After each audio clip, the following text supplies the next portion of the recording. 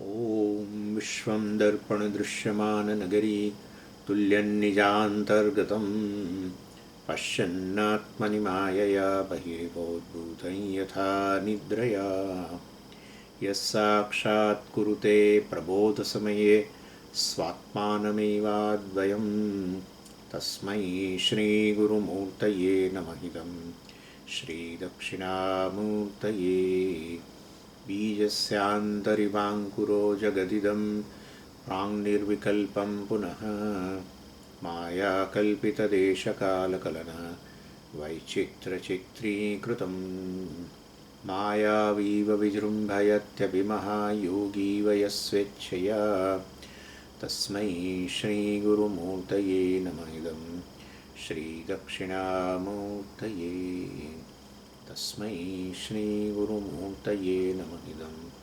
श्रीदक्षिणामूर्तये।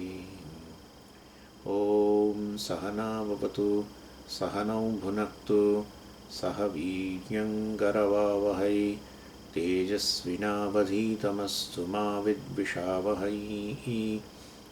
ॐ शान्तिः शान्तिः शान्तिः। सदाशिवसमारम्भां शङ्कराचार्यमध्यमाम् अस्मदाचार्यपर्यन्तां वन्दे गुरुपरम्पराम्।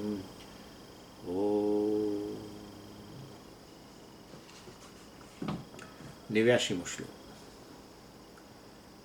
श्रुतियुक्त्यनुभूतिभ्यः स्वप्रकाशचिदात्मके ब्रह्मानन्दे सुप्तिकाले सिद्धे सत्यन्यदा शृणु।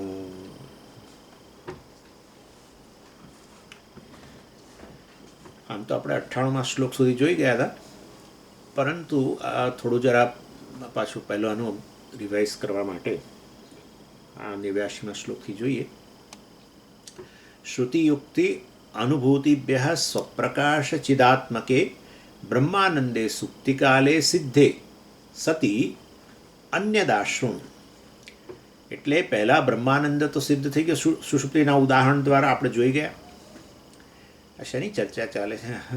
11મો અધ્યાય આપણો પંચદશીનો આનંદ પંચકની શરૂઆત કરી છે ને, 11થી 15 એ ચર્ચા ચાલે. ઘણા લોકો તો એ થાય કે શું એટલે શેની ચર્ચા શેની છે, એવું એ થાય. પંચદશીનો 11મો અધ્યાય, એનો 89મો શ્લોક અત્યારે મેં વાંચ્યો. અને એટલે એમાં આપણે જોઈ ગયા પહેલાં કે સુષુપ્તિનું ઉદાહરણ આપીને બતાવ્યું કે આત્મા આનંદ સ્વરૂપ છે, બ્રહ્મ છે, આનંદ સ્વરૂપ છે. અને બ્રહ્મ કેવી રીતે? કારણ કે જે આનંદ રહેલો છે એમાં આનંદનો વિષય નથી કોઈ, બધા ગેરહાજર. અને જે આનંદનો અનુભવ કરી રહ્યો છે એની કોઈ બાઉન્ડ્રી નથી, એની કોઈ મર્યાદા જ નથી. એવું તો આપણા મનમાં છે જ નહીં કે હું આટલો. સુષુપ્તિની અંદર આનંદનો અનુભવ જેને થઈ રહેલો છે એ વાસ્તવમાં એ પોતે મર્યાદિત છે એવો ખ્યાલ જ નથી, અમર્યાદિત છે. માટે બ્રહ્મ પણ છે ને આનંદ છે, બ્રહ્માનંદ છે. સુષુપ્તિકાલે સકલે વિલીને તમોભિભૂત સુખરૂપમેતી કૈવલ્યોપનિષદમાં કયું આ વચન છે? કારણ કે શ્રુતિ યુક્તિ અને અનુભવથી સિદ્ધ કર્યું. શ્રુતિનું વચન આ કૈવલ્યોપનિષદ શ્રુતિ. સુષુપ્તિકાલે સકલે વિલીને, બધી જ વસ્તુઓ વિલીન પામી ગઈ છે સુષુપ્તિકાળે. તમોભિભૂત, તમસથી અભિભૂત થયેલો, અવિદ્યાથી અભિભૂત થયેલો, કારણ શરીરની પ્રધાનતાવાળો જે છે એ સુખરૂપમ, આ સુખરૂપ છે, આનંદરૂપ છે. આ વસ્તુ શ્રુતિ. પછી યુક્તિની પણ વાત કરી કે હું સુખેથી સૂતો હતો. એ સ્મૃતિ જો જાગ્રત કાળે તમને થતી હોય કે હું સુખેથી સૂતો હતો, તો પછી વાસ્તવની અંદર મને સુષુપ્તિની અંદર સુખનો અનુભવ થયો જ હોવો જોઈએ. અનુભવમાંથી જ સ્મૃતિ જન્મે. કોઈ પણ વસ્તુના અનુભવ વગર તો સ્મૃતિ જન્મે જ નહીં. અને માટે વાસ્તવની અંદર મને જરૂર સુખનો અનુભવ થયેલો હોવો જોઈએ. એટલે આ ત્યાં આપણે કહીએ ને અન્યથા અનુપપત્તિ, અધરવાઇઝ નોટ પોસિબલ, આ શક્ય ન બને. આવી પ્રકારની સ્મૃતિ કે હું સુખેથી સૂતો હતો, એ પ્રકારની સ્મૃતિ જાગીએ ત્યારે જે છે એની એ વસ્તુ જ બતાવે છે કે સ્મૃતિ હંમેશા અનુભવમાંથી જન્મે. તો પછી ઊંઘની અંદર મને સુખનો અનુભવ જરૂર થયેલો હોવો જોઈએ, તો જ જાગ્રત કાળે એની સ્મૃતિ જન્મે, નહીં તો ન જન્મે. આ પ્રકારે યુક્તિ, અને યુક્તિ કહેવાય. એટલે સ્મૃતિ જે છે એ આપણા માટે પ્રત્યક્ષ છે, સાક્ષી પ્રત્યક્ષ, કે ભાઈ આ વસ્તુ છે મારા મનની અંદર અત્યારે હું જાગ્યો ત્યારે, કે મને મને ઊંઘમાં બહુ જ આનંદ આવ્યો, એવી સ્મૃતિ છે અત્યારે. તો પછી ઊંઘમાં તમને અનુભવ થયો જ હોય આનંદનો, અને ઊંઘમાં બીજું કંઈ તો છે નહીં તમારાથી અન્ય. હું ચેમ્પિયન જ ત્યાં હાજર છું, મારાથી અન્ય બીજું તો કશું છે નહીં. તો પછી વાસ્તવમાં આ બ્રહ્માનંદ સિદ્ધ થયો ઊંઘની અંદર પણ, આ યુક્તિ દ્વારા, શ્રુતિ કૈવલ્ય ઉપનિષદ. પછી અનુભવ, આ તો એ તો અનુભવમાં સુષુપ્તિમાં આનંદનો અનુભવ છે જ, એટલે આ એ અનુભવ પણ કહી શકાય. એટલે સુષુપ્તિમાં સુખનો અનુભવ દ્વારા પણ નિર્ધારિત થયું, યુક્તિથી નિર્ધારિત થયું અને શ્રુતિથી. અને માટે કહે છે કે સ્વપ્રકાશ ચિદાત્મકે, અને વાસ્તવમાં એટલે આ શુક્તિ યુક્તિના અનુભવ દ્વારા સિદ્ધ થયું કે સ્વપ્રકાશ ચિદાત્મા જ બ્રહ્માનંદ છે. સ્વપ્રકાશ, અહીંયા સ્વપ્રકાશ એટલે શું? નહીં, સ્વપ્રકાશ તો ભાઈ સૂર્ય પણ સ્વપ્રકાશ છે. એટલે સ્વપ્રકાશ ચિદાત્મકે, ચિદાત્મા, આત્મા એટલે સ્વરૂપ, જે ચૈતન્ય સ્વરૂપ છે એવો સ્વપ્રકાશ. ચૈતન્ય સ્વપ્રકાશ છે ને, સ્વયં પ્રકાશ. ચૈતન્ય રૂપી પ્રકાશ, જળ પ્રકાશ નહીં. જે આ જે સૂર્યનો પ્રકાશ છે એ સ્વપ્રકાશ ખરો, પણ જળ, એનાથી ભિન્ન બતાવવા માટે ચિદાત્મકે કર્યું. આત્મા એટલે સ્વરૂપ, જે ચિત્ત સ્વરૂપ, ચૈતન્ય સ્વરૂપ, એવો સ્વપ્રકાશ. એનીવે, તો પછી હવે શું હવે તમારે શું સિદ્ધ કરવું છે? સુપ્તિકાલે બ્રહ્માનંદે સિદ્ધે. સુષુપ્તિકાળે તો આ રીતે બ્રહ્માનંદ શ્રુતિયુક્તિ અનુભવ દ્વારા આવો થઈ ગયો સિદ્ધ. આત્મા સ્વયં પ્રકાશ ચૈતન્ય એ બ્રહ્માનંદ છે, બ્રહ્મ છે અને આનંદ પૂર્ણ છે. સિદ્ધે સતી આવું હોવા છતાં અન્યદા શૃણુ, અન્ય કાળે, એટલે કે જાગ્રત અને સ્વપ્ન કાળે પણ આ જ બ્રહ્માનંદ રહેલો છે. એ હવે અમારે તમને સિદ્ધ કરીને બતાવવું છે. સુષુપ્તિના ઉદાહરણથી તમે સિદ્ધ કરી દીધું, પણ તમે તરત કહેશો કે જાગ્રતની અંદર તો પછી હું બ્રહ્મ નથી, હું જાગ્રતમાં બીજો કંઈક છું, સંસારી છું. સુષુપ્તિ કાળે વાસ્તવમાં અસંસારી બની જવું છે. એવું નહીં, એ જ બ્રહ્માનંદ કે આત્મા જે પૂર્ણ છે, એ વાસ્તવની અંદર સર્વ મર્યાદાઓથી પર છે, એવો જ આત્મા જાગ્રત કાળે અને સ્વપ્ન કાળે પણ રહેલો જ છે. એટલે પણ હવે જાગ્રતમાં અમને આ વસ્તુ કેવી રીતે સ્પષ્ટ કરીને બતાવશો? તમે તો સુષુપ્તિની વાત કરો છો, પણ સુષુપ્તિમાં તો સુષુપ્તિ કાળે મને આવું સ્પષ્ટ નથી થતું.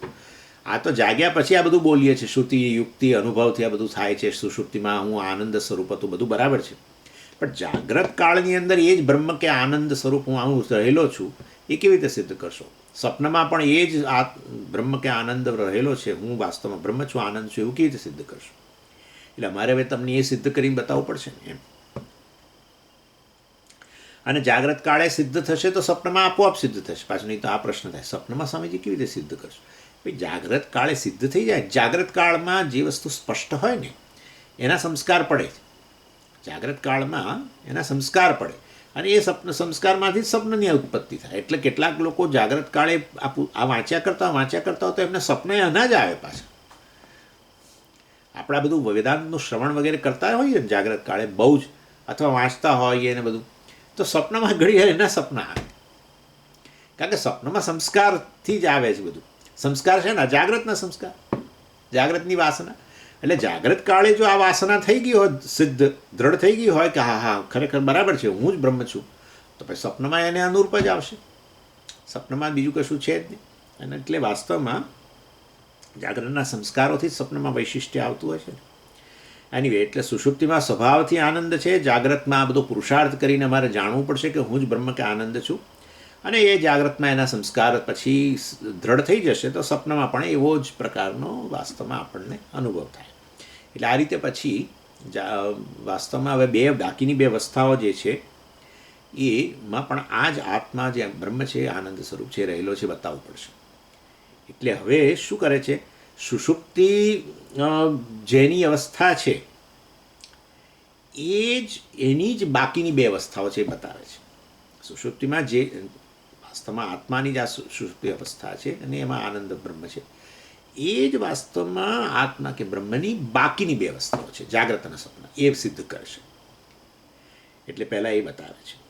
યહ આનંદમય સુપ્તૌ યહ આનંદમય સુપ્તૌ સવિજ્ઞાનમયાત્મતાં ગત્વા સ્વપ્નમ પ્રબોધમ વા પ્રાપ્નોતિ સ્થાનભેદતઃ.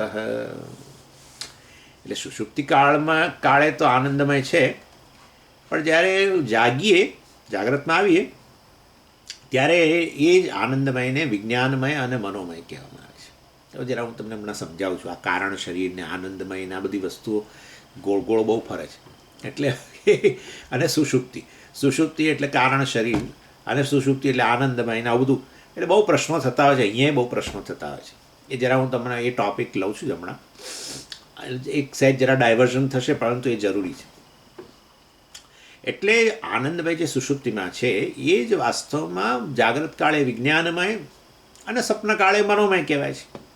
જેવી રીતે આપણે પેલું જોયું હતું ને, ઘીનો ઘની ભાગ, ઠરી ગયેલું ઘી અને લિક્વિડ બની ગયેલું, પ્રવાહી બની ગયેલું ઘી હોય એવું છે. એટલે સુષુપ્તિ કાળે વાસ્તવમાં અજ્ઞાન કારણ અવસ્થા છે ને, અને જાગ્રત કાળે અંતઃકરણ જે છે અને અજ્ઞાન છે. અંતઃકરણ કાર્ય છે, અજ્ઞાન કે કારણ શરીર એનું કારણ કહેવાય.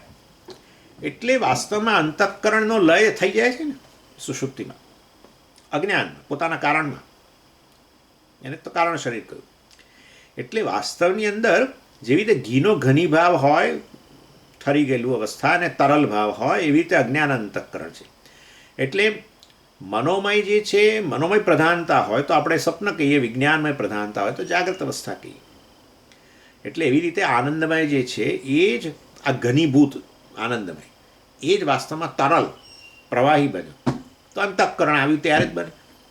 તો પછી એને સ્વપ્નની અંદર એ મનોમયની પ્રધાનતા, અને જાગ્રત કાળે વિજ્ઞાનમય તરલ અવસ્થા.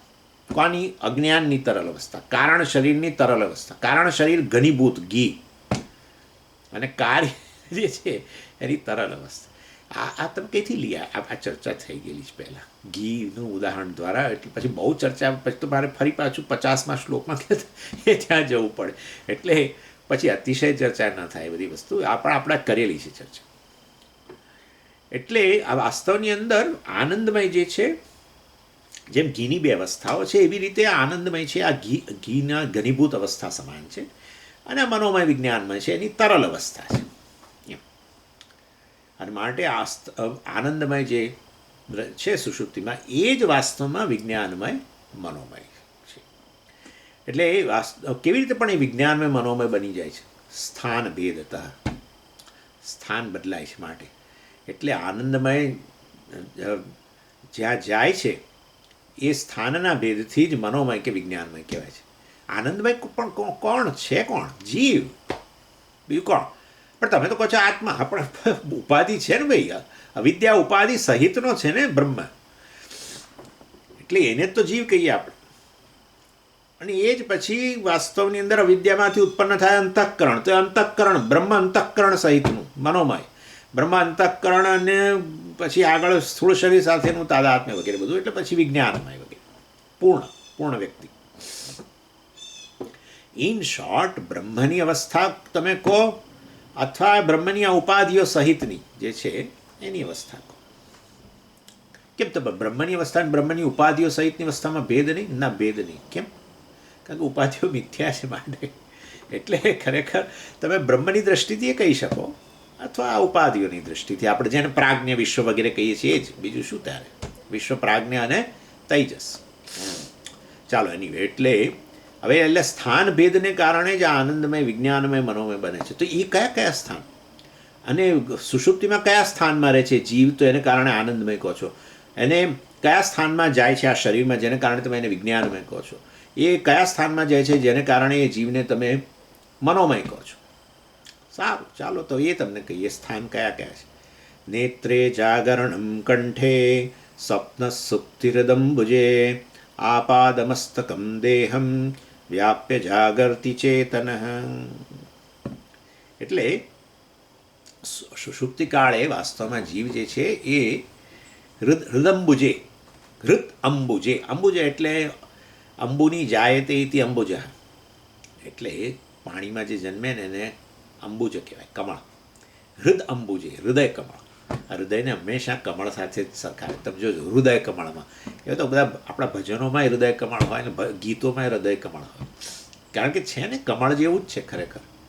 હૃદય, આ સ્થૂળ હૃદય, શરીરનું સ્થૂળ હૃદય કમળ જેવું છે, પણ બીડાયેલું કમળ આમ હોય ને.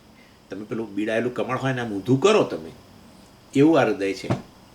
હવે જરા જોઈ લેજો હૃદય કમળ. એને પછી ઉપરની આમ દાઢી હોય એ પેલી ધમનીને મોટી શીરા, એ પેલી દાઢી, અને પછી આમ ઊંધું લટકાય બંધ કમળ, એના જેવું છે. એટલે હૃદય કમળ. હૃદય કમળમાં બિરાજો શ્રી કૃષ્ણ, એવું બધું આવે ને. એટલે એવું હોય ને. એટલે એની એટલે અહીંયા કહે છે સુષુપ્તિ કાળે સુપ્તિ હૃદંબુજે, સુષુપ્તિમાં એ હૃદય કમળમાં આવે છે. પછી વાસ્તવમાં અહીંયા પણ હૃદયનું સ્થાન ક્યાં છે એવું કહેવામાં આવે છે, નાભીથી એક વેંત ઉપર એ હૃદયનું સ્થાન છે. સ્થૂળ હૃદય જ, સ્થૂળ હૃદય જ, એની અંદર જ જીવ આરામ ફરમાવે. ક્યારે? સુષુપ્તિ કાળે. એને મનોમાં આનંદમય કહેવાય, ત્યાં બિરાજમાન હોય. પછી સવાર પડે એટલે ઘરમાંથી નીકળે અને એને ઓફિસ જવું પડે, એટલે હાજર થઈ જાય. નેત્રે જાગરણમ. નેત્ર, એવું કહેવાય છે કે જાગ્રત અવસ્થાની અંદર નેત્રની પ્રધાનતા છે. એ તો હકીકત છે. બીજી બધી ઇન્દ્રિયો જાગ્રત જ છે, પણ નેત્રની પ્રધાનતા છે જાગ્રત કાળે. એમાં પાછું આ લોકો ઘણીવાર આ જમણી આંખની પ્રધાનતા, ડાબી આંખ. ઇન શોર્ટ, નેત્રે, જાગ્રત કાળમાં નેત્રની પ્રધાનતા છે. એ વસ્તુ બહુ સાચી છે.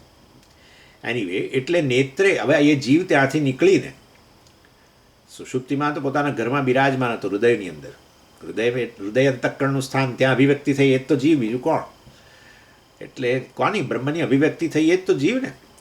બ્રહ્મ અભિવ્યક્ત બને એટલે જીવના રૂપમાં. પ્રવેશ શ્રુતિ જે છે, આ તો બધું બહુ પછી ચાલશે. ચાલો હવે ઇન શોર્ટ, પ્રવેશ શ્રુતિ આપણી બધી આ જ બતાવે છે ને. છાંદોગ્યની અંદર બહુ સ્પષ્ટપણે જ આ વસ્તુ કહેવામાં આવી. અનેન જીવેન આત્મના પ્રવિશ્ય નામરૂપે વ્યાકરવાણી ઇતિ. અનેન, વાસ્તવમાં એ સત પરમાત્મા જે છે, જીવેન આત્મના, જીવાત્મા રૂપે. અભિવ્યક્તિ એટલે જીવ, અભિવ્યક્તિ એટલે ઉપાધિ આવી. ઉપાધિ દ્વારા અભિવ્યક્ત થયેલું બ્રહ્મ કે પરમાત્માને જીવ કહેવાય. It's it. પણ એ તો પછી તો અમાય અભિવ્યક્ત થયો, તો આને તેમ જીવ અંતઃકરણ. અભિવ્યક્તિ અંતઃકરણમાં જ થાય. ચૈતન્યની અભિવ્યક્તિ ચેતન રૂપે, ચૈતન્યની ચૈતન્ય રૂપે અભિવ્યક્તિ, ચેતન રૂપે. એટલા કારણ તો અંતઃકરણ ચેતનવંતું બને છે. નહીં તો કેવી રીતે બને? અહીંયા અભિવ્યક્તિ હોય, એ પ્રકારની અભિવ્યક્તિ આમાં હોય તો આ ચેતન બની જવું જોઈએ. તે તો ચાલવા માંડે હમણાં અહીંથી. હું આમ ઉચકું એની સાથે કે મૂકી દો મને, ચાલો મારે તો જવું જ તમારી પાસે. એટલે ચેતન સભાનતા હોવી, એને આપણે અહંકાર પણ કહીએ છીએ. ચેતન, જ્યારે અંતઃકરણ ચેતનવંતું બને એટલે અહમ વૃત્તિ પહેલી જન્મે. એટલે એ જ ચેતનવંતા અંતઃકરણને આપણે અહંકાર પણ કહીએ છીએ, એને જીવ કહીએ છીએ. કારણ કે એક મર્યાદિત ઉપાધિ દ્વારા અભિવ્યક્ત બનેલો બ્રહ્મ પરમાત્મા, અનંત પરમાત્મા વાસ્તવમાં એક મર્યાદિત ઉપાધિ દ્વારા અભિવ્યક્ત બને એટલે મર્યાદિત જણાય ને. હવે આવડો મોટો સૂર્ય, જે પૃથ્વી કરતાં 13,000 ગણો મોટો સૂર્ય, જ્યારે એક દર્પણની અંદર અભિવ્યક્ત બને ત્યારે રૂપિયાના સિક્કા જેવો જણાય. ખરેખર નથી, પરંતુ એ જ્યારે ઉપાધિ દ્વારા અભિવ્યક્ત થાય ત્યારે ઘણો મર્યાદિત જણાય. એને જીવ કહેવાય. જીવ એટલે પરિચ્છિન્ન ચૈતન્ય, બીજું શું? એટલે આ બધી વસ્તુ મનમાં સ્પષ્ટ રાખવાની આપણે. એનીવે, એટલે સુષુપ્તિમાંથી પછી એ મહારાજ પરમાત્મા જ છે ને, એ પછી નેત્રની અંદર આવી બેસે. કારણ કે હવે તો ઓફિસમાં આવવું પડે ને, કામ કરવાનું છે, જગત સાથે વ્યવહાર. ઇન શોર્ટ, એટલે એ જ આનંદમય વાસ્તવમાં જે છે એ જ આનું સ્થાન બદલાય, નેત્રમાં આવે ત્યારે એને આપણે શું કહીએ? વિજ્ઞાનમય. જાગરણે, જાગ્રત અવસ્થામાં. કંઠે સ્વપ્ન, અને પછી કંઠમાં જાય ત્યારે સ્વપ્નાવસ્થા. એટલે વાસ્તવની અંદર એને આપણે મનોમય કહીએ. કારણ કે સપનાની અંદર કોની પ્રધાનતા છે? મનની જ પ્રધાનતા છે, વાસનાની પ્રધાનતા છે. એનીવે એટલે સ્થાન ભેદ થાય. હૃદય, કંઠ અને નેત્ર. કંઠ અને નેત્રમાં હોય ત્યારે મનોમય વિજ્ઞાનમય, અને હૃદયમાં હોય ત્યારે આનંદમય. એટલે જાગ્રત અવસ્થામાં તો આમ મસ્તકથી માંડીને પગ સુધી બધે જ આમ આમ ચેતના વ્યાપી ગયેલી છે. અને એટલે એ ટીકાકારો કહે છે કે વાસ્તવમાં નેત્રની ઉપલક્ષણા જે છે એ સારા સમગ્ર શરીરમાં કરવાની. નેત્રમાં તો પછી નેત્ર જ ચેતન રહેવું જોઈએ એવું નહીં. આ તો નેત્ર તો ઉપલક્ષણ કહેવાનો આશય નેત્રની પ્રધાનતા છે, પરંતુ સમગ્ર શરીરમાં ચેતના વ્યાપી ગઈ એ આપણે જાગ્રત અવસ્થા કહીએ. અને સ્વપ્નમાં એ ચેતના ઘટી ગઈ. ચેતના છે ને આ એ વાસ્તવમાં અહમવૃત્તિ જ એ અહમવૃત્તિ ચેતન છે ને, અને એ જ વ્યાપી ગઈ. એટલે સમગ્ર શરીરમાં અહમ વ્યાપી ગયો. આપણે સેન્શન્સી કહીએ છીએ ને, એટલે શું જેને કહેવાય ચેતના. ચેતના જ સારો શબ્દ છે ગુજરાતીમાં. સંવેદના કહેવું તો સંવેદના કહો. એ ઘટી જાય પછી સ્થૂળ શરીરમાંથી ચેતન અહમપણું જતું રહે, કેવળ અંતઃકરણમાં જ રહી જાય. અને એમાં અંતઃકરણના એક ભાગની અંદર તો એમાંથી સ્વપ્ન. એટલે વાસ્તવમાં એ ઘટી જાય ત્યારે પછી એ મનોમય બની જાય. અને પછી સુષુપ્તિમાં તો નામ શેષ જાય. બેહોશી વગેરેમાં તો બિલકુલ જાણી ન રહે. નહીં તો બેહોશીમાં એવી ચેતના હોય તો પછી આપણે એને બેહોશ જ ન કહીએ. અને આ વસ્તુ જાણવાની છે. આ ચેતના જે છે ને એ જ ભગવાને કંઈક મારી વિભૂતિ છે એવું કહ્યું આગળ. હા, ચેતના સંગાત ચેતના. આ સંગાતની અંદર વાસ્તવમાં ચેતના કરેલી છે. એટલે ચૈતન્ય ચેતનામાં ફેર યાદ રાખજો. ચૈતન્ય જ્યારે અંતઃકરણ વગેરે દ્વારા અહમવૃત્તિ દ્વારા અહંકાર દ્વારા સમગ્ર શરીરમાં વ્યાપી ગઈ, સમગ્ર શરીર ચેતન બનતું બની ગયું, સંવેદનશીલ બની ગયું, એ ચેતના. સમજી ગયા? ખ્યાલ રાખવાનો. ચૈતન્ય અને ચેતનામાં ભેદ છે. અને એ ચેતનામાં વધઘટ થાય, ચૈતન્યમાં ક્યારેય વધઘટ ના થાય. એટલે ચેતના આમાંથી જતી રહે, બેહોશીમાં જતી રહે, એ સિવાય આપણે સૂઈ જઈએ ત્યારે જતી રહે. સપનાકાળે પણ આમાં ન હોય ને, સપનાકાળે કેવળ મનમાં હોય, એમાંથી એ જતી રહે પાછી. એટલે અંતઃકરણ, સૂક્ષ્મ શરીર વગેરે અને સ્થૂળ શરીર બંનેમાંથી જતી રહે ચેતના. તો કારણ કે એ તો કેવળ અભિવ્યક્ત થયેલું ચૈતન્ય છે ને અંતઃકરણ. અંતઃકરણ જે સુષુપ્તિની અંદર અંતઃકરણ જે છે એ લગભગ લય અવસ્થા આવી ગઈ ને, કારણ શરીરમાં લય અવસ્થા. તો હવે ચેતના બિલકુલ જાણે કે કારણ શરીર પૂરતી રહી ગઈ. કારણ શરીર ચેતન બનતું, પણ એ તો પ્રાય જેને આપણે નામ શેષ કેવું કહી શકાય. એનીવે એટલે આ રીતે વાસ્તવની અંદર સમગ્ર શરીરમાં આ રીતે ચેતના વ્યાપી જાય. નેત્ર તો કેવળ એનું ઉપલક્ષણ છે, અને એને આપણે જાગૃત અવસ્થા કહીએ. એને વિજ્ઞાનમય પણ કહેવાય. એ જીવને કેવો કહેવાય? વિજ્ઞાનમય. જાગ્રત પુરુષને વિજ્ઞાનમય કહો, વિશ્વ કહો. અને કેવળ અંતઃકરણ પૂરતી રહી જાય ચેતના તો પછી એ વાસ્તવમાં મનોમય. એટલે વાસ્તવમાં એને એનું સ્થાન કંઠ બતાવ્યું. મનોમય જીવ જે છે એનું સ્થાન કંઠ, વિજ્ઞાનમયનું સ્થાન નેત્ર, અને આનંદમયનું સ્થાન હૃદય. આ રીતે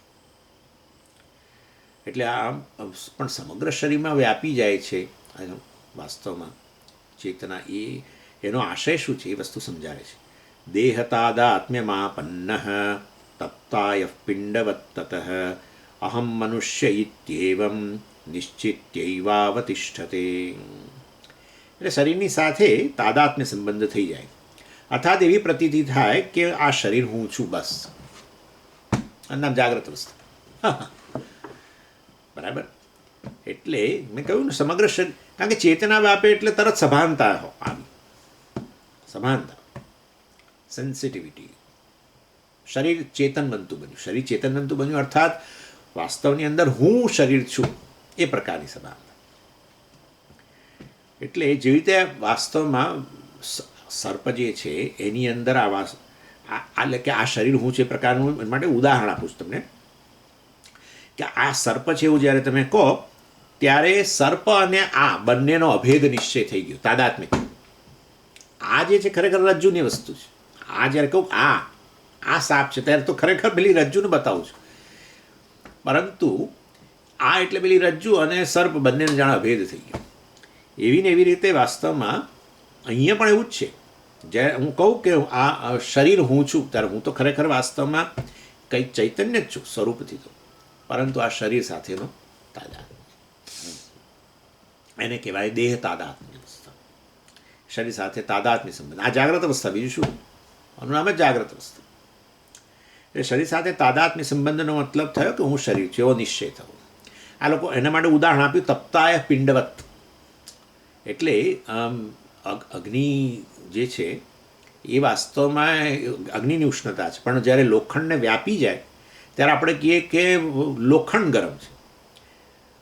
આપણને એવું વાસ્તવમાં એવું મનમાં ના આવે કે લોખંડ તો ખરેખર ઠંડુ જ હોય, પણ એમાં અગ્નિ રહેલો છે એવો પ્રકારનો ભેદ ન રહે.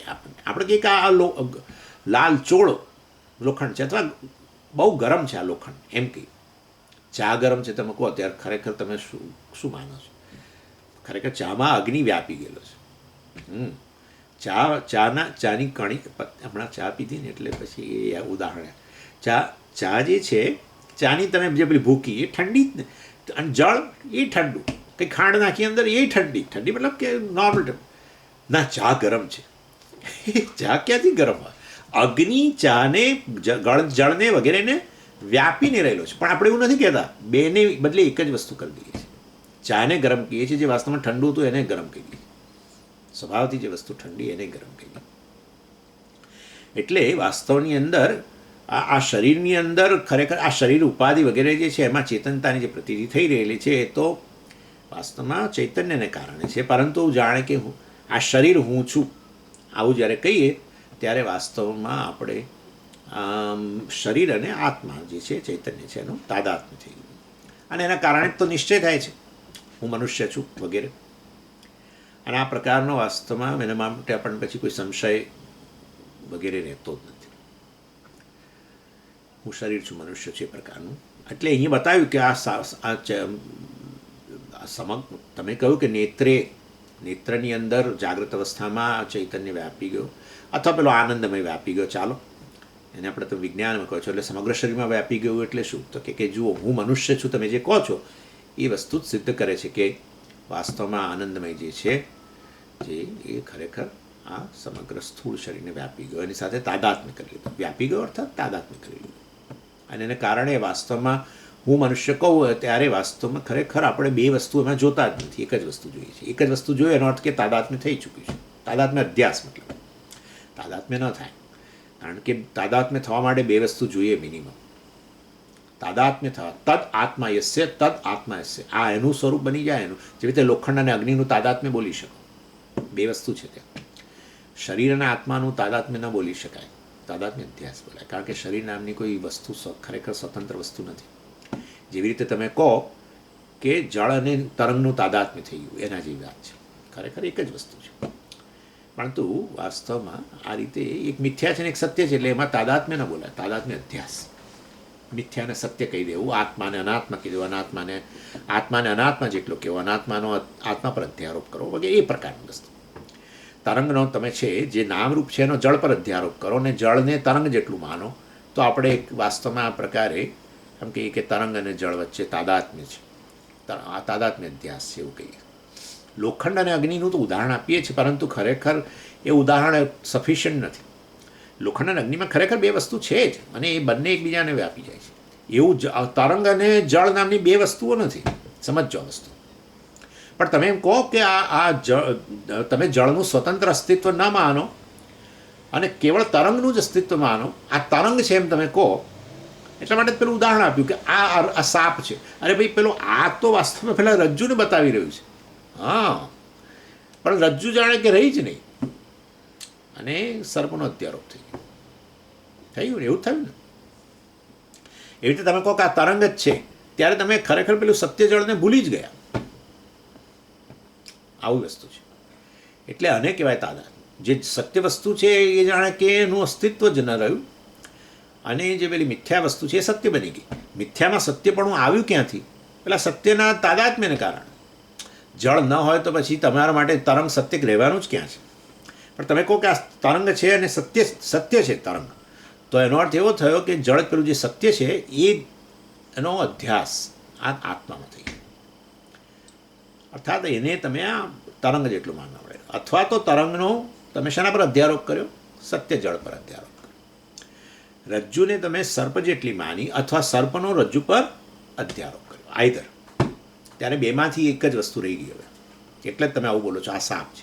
એવી રીતે હું શરીર છું એમ જ્યારે કહું ત્યારે શરીર જે મિથ્યા વસ્તુ છે સર્પ સમાન, અને આ આત્મા જે છે ચૈતન્ય છે. હું શરીર છું કહેવા માટે ચૈતન્ય જોઈએ.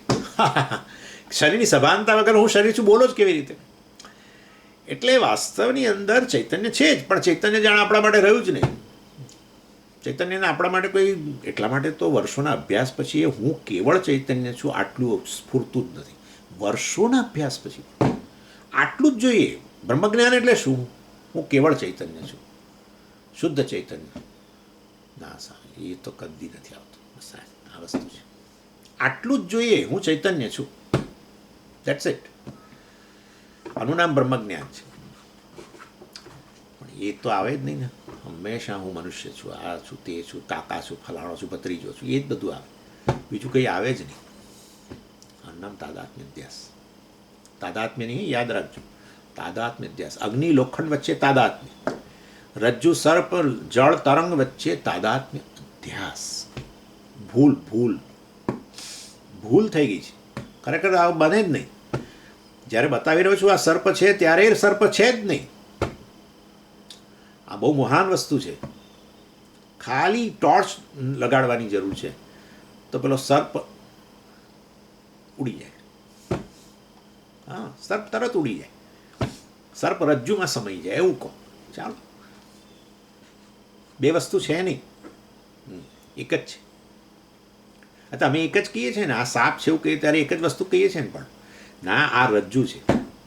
આ સાપ છે એનું નામ બ્રહ્મ, આ રજ્જુ છે એનું નામ જ્ઞાન. That's it.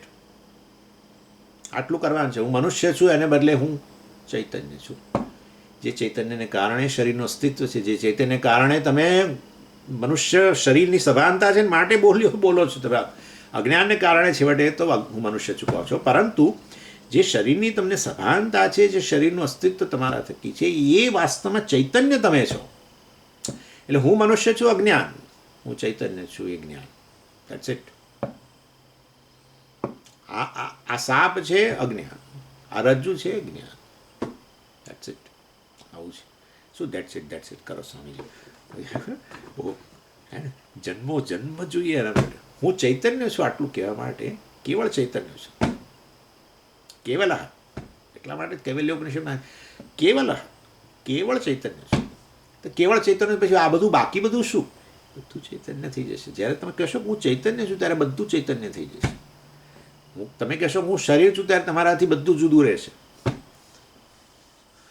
એક નામરૂપમાં તાદાત્મ્ય તો પછી બાકી બધા નામરૂપ પણ એ નામરૂપમાં તાદાત્મ્ય એટલે નામરૂપ સત્ય બની ગયા. તો પછી બાકીના બધા નામરૂપ પણ સત્ય, અને નામરૂપમાં ભેદ માટે દ્વૈત.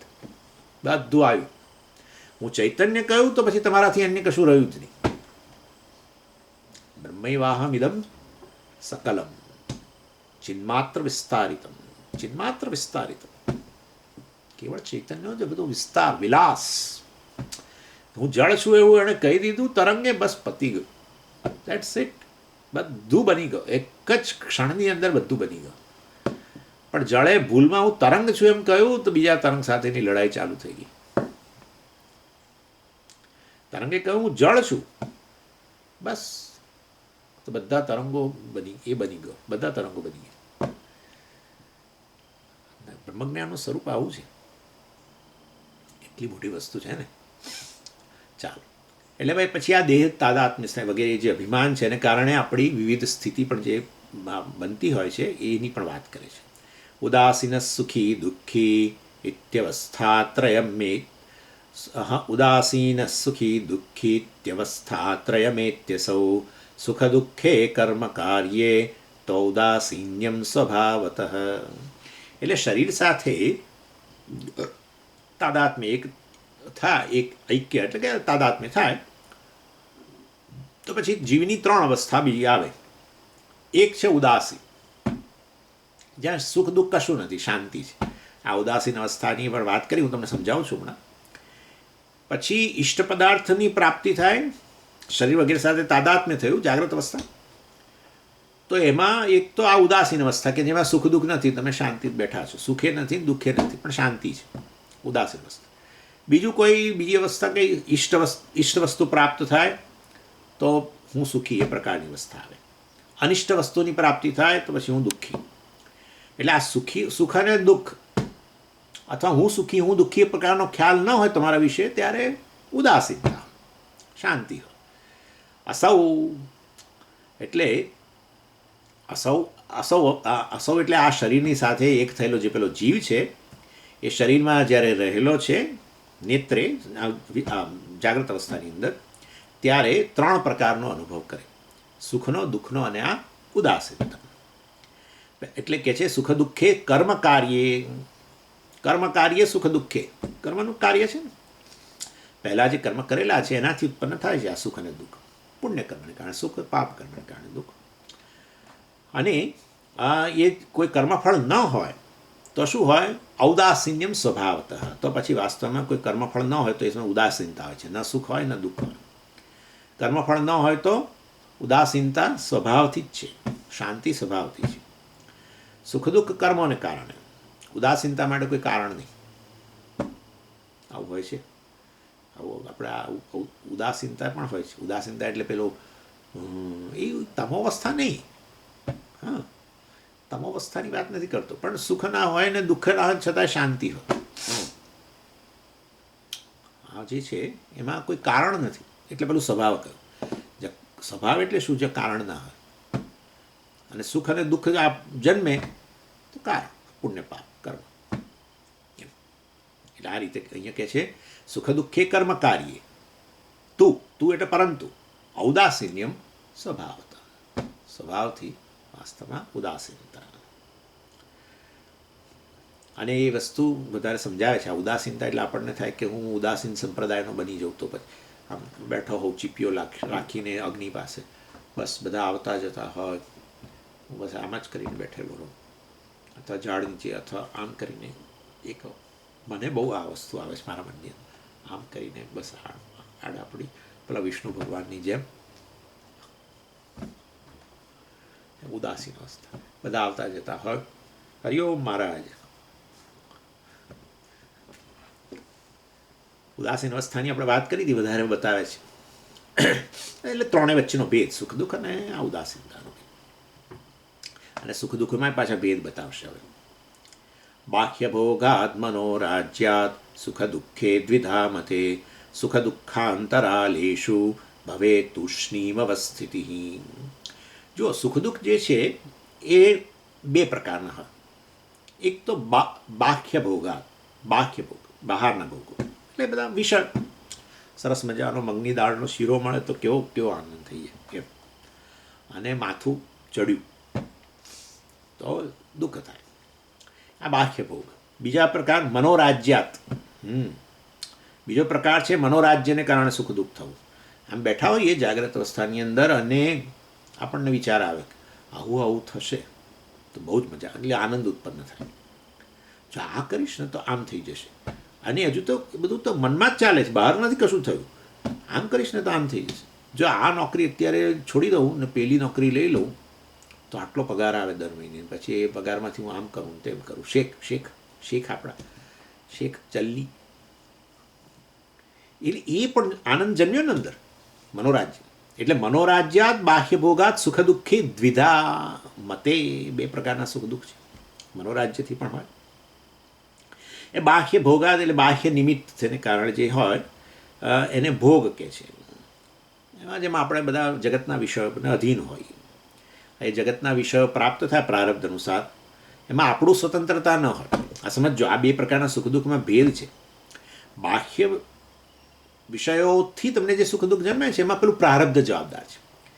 અને એ પ્રારબ્ધ જવાબદાર છે, એટલે તમે પ્રારબ્ધના અધીન છો.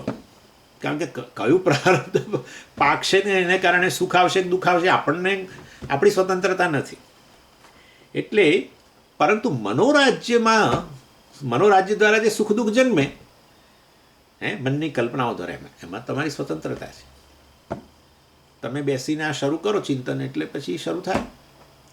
એટલે વાસ્તવની અંદર બંનેની અંદર એટલા માટે મનોરાજ્ય કહ્યું, મનોભોગ ના કહ્યું. સમજવાનું છે. બાહ્ય ભોગાત મનોરાજ્યાત. પેલામાં ભોગ કહ્યું કારણ કે પેલું પ્રારબ્ધ આવે, એમાં અધીનતા છે, પરાધીનતા છે. વિષયો આવે ક્યારે તો પછી પ્રારબ્ધ અનુસાર આવે, સુખ દુઃખ આપે. પણ મનોરાજ્યાત અર્થાત એમાં તમે એ સુખ દુઃખ તમને અધીન છે. તમે પ્રારબ્ધને અધીન નથી. એ સુખ દુઃખ જે છે તમને અધીન છે. તમે બેઠા હિંચકા પર સાંજે 6 વાગે આવી અને તમે શરૂ કરી શકો, અંદર હિંચકો ખાતા ખાતા અંદર કંઈક શરૂ કરો અને સુખ દુઃખ જન્મે અંદર. એટલે મનોભોગ ના કર્યું, કારણ કે એમાં ખરેખર કોઈ બાહ્ય વસ્તુનો ભોગ નથી. સ્વતંત્ર થઈને મન કલ્પના કરે બધી. પણ છતાંય સુખ દુઃખ તો એક જ પ્રકારના છે. પેલામાં જેમ સુખ દુઃખ જન્મે એવા જ સુખ દુઃખ જન્મે અહીંયા પણ, જાણે વાસ્તવિક હવે ભોગ કર્યો હોય એ પ્રકાર. અને એ સુખ દુઃખની વચ્ચે એ શું કહે છે જુઓ, સુખ દુઃખ અંતરાલેશુ. એ સુખ દુઃખની વચ્ચે વચ્ચે તમારા અંતરાલ અવસ્થા જે છે એ આ ઉદાસીન અવસ્થા. એને અહીંયા શું કહે છે? તુષ્ણી ભાવ. એ ઉદાસીન સ્થિતિને તુષ્ણી અવસ્થા કહેવાય. એટલે કહે છે સુખ દુઃખાંતરાલેશુ તુષ્ણીમ અવસ્થિતિ ભવેત. એ જ આ વસ્તુમાં તુષ્ણી અવસ્થા, ઉદાસીન અવસ્થા, જેની અંદર વધારે તમારે વ્યાખ્યા કરવી તો આવી થાય. વિશેષ કરીને કોઈ સુખ, તીવ્ર આનંદ કે દુઃખનો અનુભવ ન થાય અને છતાંય કશું કરવાની ઈચ્છા પણ ન હોય એવી અવસ્થા જે છે એ આ તુષ્ણી અવસ્થા છે. ઈચ્છા ઉત્પન્ન થઈ તો પછી તો વાસ્તવમાં કે ઊભા જ થઈ જશો, કરશો કંઈક, પણ વાસ્તવમાં સુખે નથી ને દુઃખે નથી અને છતાંય કશું કરવાની ઈચ્છા નથી. એ ઉદાસીન અવસ્થા કહેવાય. આવું જાગ્રત કાળે ઘણીવાર હોય છે. અને એ અવસ્થાના અનુભવને વળી પાછો વધારે બતાવે છે. ના કાપી ચિંતા મેસ્ત્યદ્ય સુખમાસ ઇતિ બ્રુવન ઔદાસીન્યે નિજાનંદ ભાનમ વક્ત્યખિલો જનઃ. ન કાપી ચિંતા મે અસ્તિ અદ્ય. અદ્ય કાપી ચિંતા મે નાસ્તિ. હું બોલ્યો પ્રમાણે તમને સમજાઈ જ ગયું હશે. અદ્ય અત્યારે કાપી ચિંતા, કોઈ પણ પ્રકારની મને ચિંતા નથી અને બધું જાણે કામ સમાપ્ત થઈ ગયું છે. સુખમ આસે ઇતિ બ્રુવન. શું કહી રહ્યો છે? હું સુખેથી બેઠો છું. ઘણીવાર આપણે ફોન કરીએ ને કોઈક તો કે શું કરો છો? કશું કરતો નથી, બસ બેઠો છું. બેઠા છો, ખરેખર બેઠા હોય. અને કોઈ કશું દુઃખે ના હોય, કંઈ ના હોય, કોઈ બેચેની ના હોય, પણ બેઠા હોય. કોઈ ફોન કરે આપણો મિત્ર, ત્યાર પછી આવું પૂછે કે શું કરો? તો કે કશું નથી કરતો, બેઠો છું શાંતિથી. આનું નામ ઉદાસીન અવસ્થા.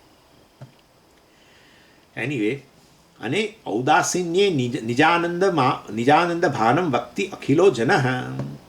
એટલે આ બધા લોકો આ ઉદાસીન અવસ્થાની અંદર નિજાનંદ, એ નિજાનંદની વાત કરું છું.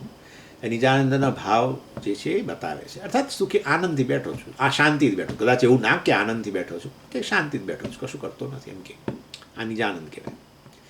એટલે ખરેખર એ વખતે કોઈ બીજો વિષયનું સુખ કે પેલું કલ્પના મનોરાજ્યનું સુખ કે કશું નથી, શાંતિ છે. એટલે કોઈ વિક્ષેપ બીજો ન રહેવાને કારણે આત્માનો જે આનંદ જે છે ત્યાં એ સ્પષ્ટ થાય છે અને એમાં કોઈ વિવાદ નથી. બધાનો અનુભવ છે આ તો. હવે જેને આપણે નિજાનંદ કહ્યો એ વાસ્તવમાં પેલી પહેલાં જે આપણે પેલી વાસનાનો આનંદ કયો હતો એનું જ રૂપ છે. બસ સ્પષ્ટ કરી સમજી. વાસનાનો આનંદ એ ક્યાં તમે કહો છો? મેં તમને સમજાવ્યું હતું એ વસ્તુ કે આપણે ઊંઘમાંથી આપણી ઊંઘ ઉડી જાય પછી આપણે હજુ ઊભા નથી થતા. થોડી ક્ષણો જે પડ્યા રહ્યા હોઈએ છીએ તે આ જ અવસ્થા છે. હા, કારણ કે પેલું જે એમાં સુખ આનંદનો જે 6-7-8 કલાક અનુભવ કરેલો ને એની વાસના જાગૃત થયેલી છે અત્યારે. એ વાસના આનંદ છે, એને કારણે પડેલા છો. એમાં સુખે નથી ને દુઃખે નથી, મતલબ કોઈ વસ્તુનો ઉપભોગ એ નથી કરતા, કોઈ બીજી કલ્પનાઓ પણ હજુ શરૂ નથી કરી, મનોરાજ્ય પણ નથી. તુષ્ણી અવસ્થા છે. ઊભા થાવ ઓફિસ જવાનું. બહેનો બોલતા હોય, બૂમો પાડી કે પછી પણ એ ઊંઘમાં ઊંડી ગઈ હોય અને ઊભો નથી થતો. કોઈ બેચેની નથી, બેચેની હોય તો સૂઈ જ ના શકે. હા, સમજો વસ્તુ. કોઈ ઈચ્છા ઉત્પન્ન થઈ એની સાથે ઊભો જ થઈ જાય. કંઈ પણ ઇવન સંકલ્પ ઉત્પન્ન થયો, હવે મારે 8 વાગે તો જવાનું છે, પણ કોઈ વિશેષ સુખનો અનુભવ નથી કરતો, બહાર પથારીમાં પડ્યો છે. એ આ નિજાનંદ જેને કહી રહ્યા છે આ વાસનાનંદ. કઈ વાસના? સુષુપ્તિમાં જેનો અનુભવ કર્યો છે આનંદનો, એ આનંદની વાસના અત્યારે છે. ઉઠો ત્યારે, જાગો ત્યારે, મતલબ ઉઠો એટલે પાછું ઊભા થયા નથી કહેતો, જાગો ત્યારે એ વાસનાનંદ રહેલો છે. એ આ નિજાનંદ એનું જ રૂપ છે. એ હવે સમજાવે છે, ચિંતા ના કરશો, એ સ્પષ્ટ કરશે. કયા શ્લોકમાં? 96મા શ્લોક.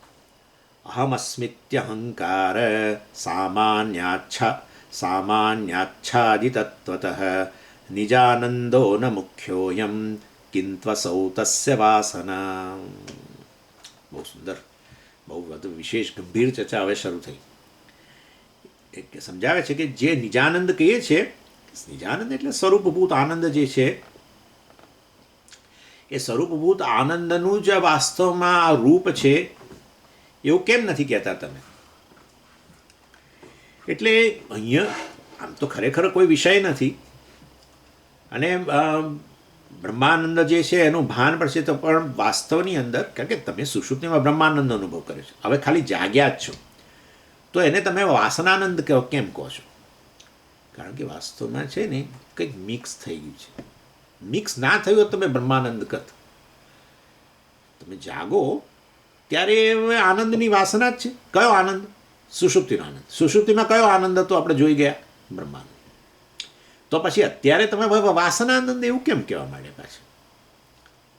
પણ ભાઈ એ બ્રહ્માનંદની વાસના છે ને, હા તો વાસનાનંદ છે, પણ બ્રહ્માનંદ જ રાખો ને. ના, કેમ? કારણ કે સુષુપ્તિ અને આ જાગ્યા એમાં એક વસ્તુનો ભેદ પડી ગયો, પેલો અહમ આવી ગયો છે. સુષુપ્તિમાં એ અહમ પણ લય પામેલો હતો, અહંકાર લય પામેલો હતો.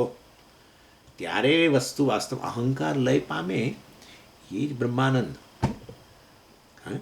અહંકાર લય પામે એ તો બ્રહ્માનંદ. વેદાંત શાસ્ત્ર શું છે? અહંકારનું મિથ્યાત્વ. હા, અહંકાર એટલે જ આ જીવપણું, મર્યાદિતપણું, એ જ તો ઢાંકે જાણે કે આ બ્રહ્માંડને. એટલે વાસ્તવની અંદર સુષુપ્તિમાં તો અહંકાર લય અવસ્થામાં હતો. અંતઃકરણ છે ને, એ તો લય અવસ્થા. અજ્ઞાન હતું, ચાલો એ તો બરાબર છે, પરંતુ અજ્ઞાનમાંથી જન્મેલો અહંકાર ગેરહાજર હતો. આ જાગ્યા એટલે મતલબ કે અહંકાર જાગ્રત થયો છે. એટલે વાસ્તવમાં વાસના, તમારા મનમાં વાસનાઓ છે, સંસ્કાર છે, સુષુપ્તિના અનુભવના સંસ્કાર, અને સુષુપ્તિમાં અનુભવ આનંદનો, બ્રહ્માનંદનો, પરંતુ એ આનંદના સંસ્કાર છે અત્યારે, છતાં અમે એને બ્રહ્માનંદ નથી કહેતા, કારણ કે અને પેલો અહંકાર જાગૃત થયેલો છે, અને માટે એને અમે અહીંયા વાસનાનંદ કહીએ છીએ. અર્થાત એ બ્રહ્માનંદ અત્યારે અહમથી, અહંકારથી આચ્છાદિત થયેલો છે. ત્યાં તો સુષુપ્તિમાં હું ક્યાં છું, કોણ છું, કશું પ્રગટ નહોતું, પરંતુ અત્યારે મને ખબર છે હું જાગ્યો છું અને હું કોણ છું, બધું મને સ્પષ્ટ છે. એટલે અહમપણાનું અહમની સભાનતા છે. સુષુપ્તિમાં અહમની સભાનતા વગરનો આનંદ છે.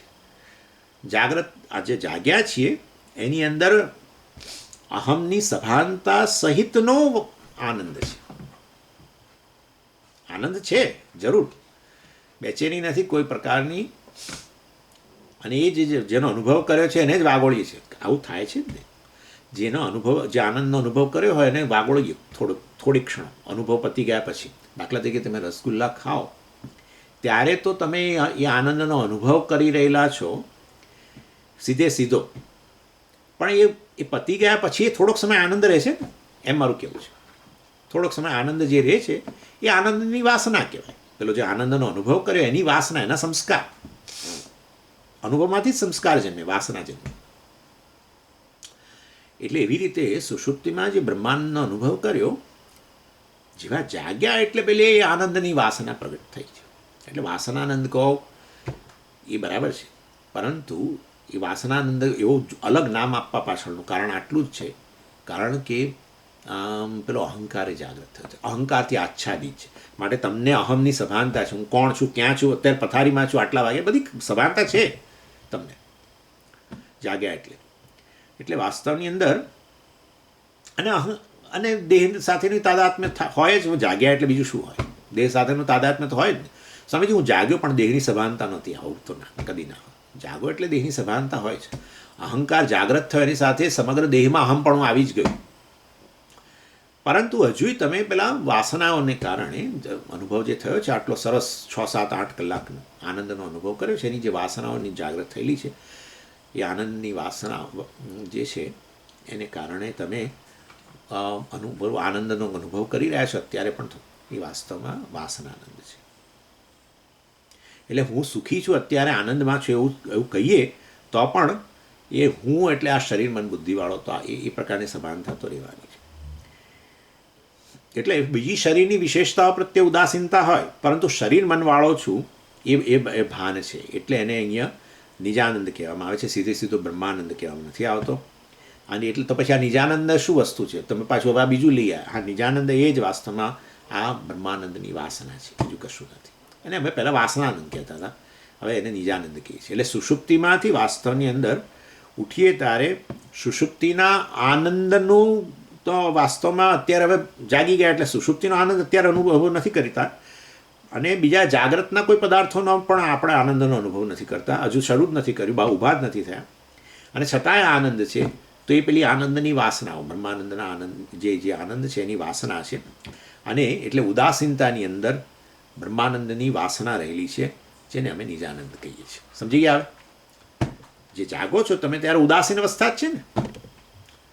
નથી, તમને કોઈ જાગ્રતના વિષયોનો સુખનો હજુ અનુભવ શરૂ નથી કર્યો. અને સુષુપ્તિનામાંથી બહાર આવી ગયા છે, માટે સુષુપ્તિનો બ્રહ્માનંદનો અનુભવ અત્યારે નથી કરી રહેલા.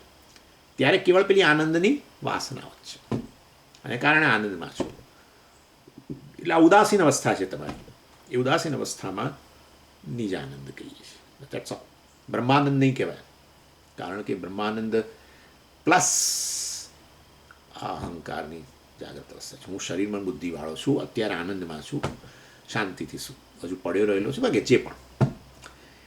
એટલે આ પ્રકારે આ બધું સમજજો. આપણે બધા શબ્દો વાપરીએ છીએ બહુ, નિજાનંદ, ફલાણા, ઢીકણા, પરંતુ સમજવાનું છે નિજાનંદ. આપણે આવું બોલતા હોઈએ છીએ, કોઈ પેલો ફરતું હોય, કોઈ વ્યક્તિ ફરતો હોય, પેલી જાડીમાં ફરતું હોય, કોઈ સાથે વાતચીત ના કરતો પણ આનંદમાં હોય, પણ કંઈક નિજાનંદમાં છે એમ કે.